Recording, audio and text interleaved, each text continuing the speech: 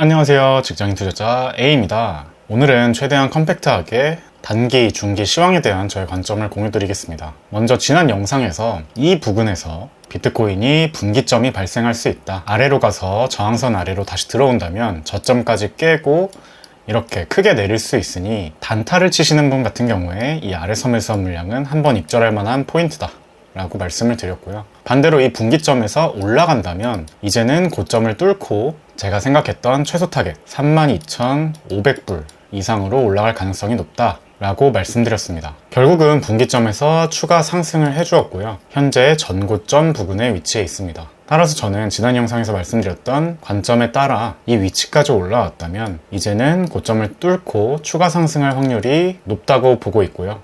제가 가진 물량도 당연히 기존 계획에 따라 홀딩 중입니다. 그래서 아래로 가는 시나리오는 잠깐 삭제를 하고요. 이제는 고점을 뚫는다고 생각을 하고 시나리오를 업데이트 해보겠습니다. 먼저 32,500불 이상의 이 강력한 저항 구간에서 저항을 받고 큰 조정이 온다면 아마도 이런 그림이 되는 것이 첫 번째 시나리오겠고요. 두 번째 시나리오도 유사하긴 한데 이런 식으로 파란색으로 그린 것처럼 리딩 다이아고널을 그리고 연말에서 내년 초에 조정을 크게 받는 그림이고요. 마지막이 이 중단, 저항선을 크게 뚫고 올라가서 추가 상승을 하는 시나리오인데 이것을 조금 더 구체화시켜 보자면 올라갈 때 이런 식으로 러닝 플랫을 그리고 추가 상승하는 모습이 가능할 수 있다고 생각하고 있습니다.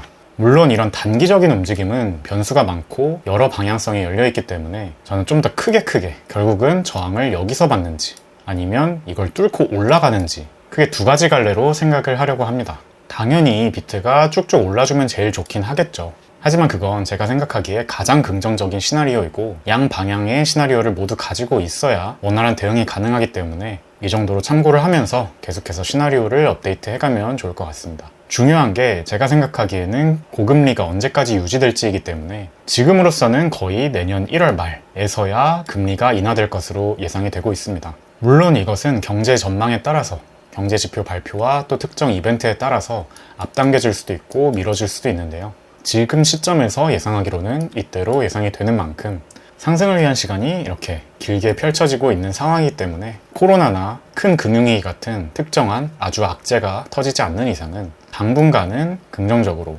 보면서 매수 포지션을 이어가 보려고 합니다. 참고로 단기적으로 제가 이런 식으로 다음 7월 26일 FOMC까지 상승세로 시나리오를 예상하는 또 다른 이유가 있는데요. 그것은 비트코인이 한번 상승 추세를 형성하면 단기적으로 약 5주에서 7주 정도 상승세를 지속하는 모습이 있어왔기 때문입니다. 보시면 이때도 1주, 2주, 3주, 4주, 5주, 6주, 7주에서 8주 정도 상승이 지속됐고요. 이때도 1주, 2주, 3주, 4주, 5주, 6주, 7주 정도. 그리고 여기서도 1주, 2주, 3주, 4주, 5주, 6주.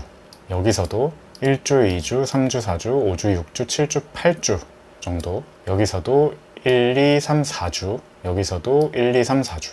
여기서도 1주, 2주, 3주, 4주, 5주, 6주, 7주에서 조금 더 10주까지. 여기서도 1주, 2주, 3주, 4주, 5주, 6주 정도. 보시는 것처럼 단기적인 상승세가 약 5에서 7주 정도 지속이 되어 왔죠. 공교롭게도 이번 상승이 시작되었던 지난주부터 다음 FOMC까지가 1주, 2주, 3주, 4주, 5주, 6주, 7주입니다.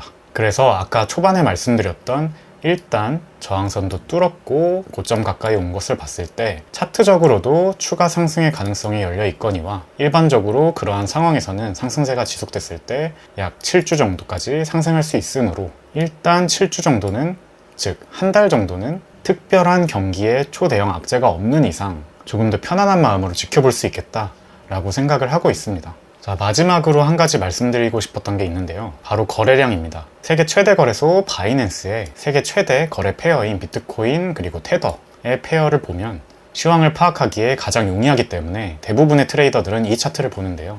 지난 상승 때는 엄청난 거래량이 나왔던 반면에 이번 상승 때는 거래량이 별로 나오질 않아서 조금 이상하다 생각을 하고 있었습니다. 자, 그런데 요즘 바이낸스에서 이 TrueUSD, 줄여서 TUSD라고 하는 스테이블 코인의 페어를 거래 수수료 면제 등의 이벤트를 통해서 프로모션을 많이 하고 있는데요. 그로 인해서 비트코인의 이 TUSD 페어의 거래량이 올해 들어 지속적으로 증가하고 있음을 알 수 있죠. 테더 차트에서 거의 거래량이 없었던 이 조정 기간과 최근의 상승 기간의 이 거래량을 비교해보니 이때 거래량 규모가 테더 차트의 규모와 유사한 수준이었습니다. 그래서 정리를 하면 최근의 매매는 이 TUSD 차트에서 많이 일어나고 있기 때문에 이 TUSD 페어 차트도 트레이딩을 하시는 분들은 참고하시면 좋을 것 같고요. 이 거래량을 바이낸스 차트에 대입을 해보면 아까 이 테더 차트의 거래량만큼 TUSD 차트에서 거래가 일어났다고 했으니까 거래량이 이 정도의 2배, 즉 이 정도로 일어났음을 짐작할 수 있죠. 물론 이때 상승세보다는